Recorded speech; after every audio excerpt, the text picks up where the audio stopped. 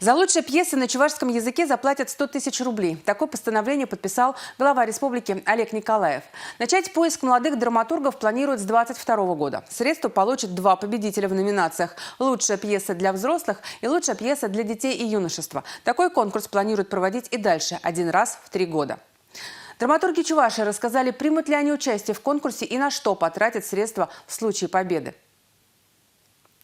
Когда я узнал о том, что наконец-то приняли решение по конкурсу для драматургов, пишущих на чувашском языке, я очень обрадовался, потому что такой конкурс нужен.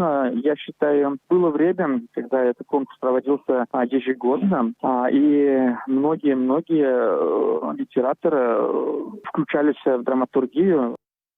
Естественно, я одобряю, потому что очень жаль. Когда-то проводили конкурс, сам участвовал, правда, в победителях не оказался, но тем не менее Яковлеву, главному режиссеру театра, пьеса понравилась. Также глава республики поручил министрам решить дальнейшую судьбу объектов культурного наследия. Сооружения, которые подлежат реставрации, восстановят, а остальные исключат из реестра охраняемых объектов и освободят территории. Всего в Чувашии 684 объекта культурного наследия.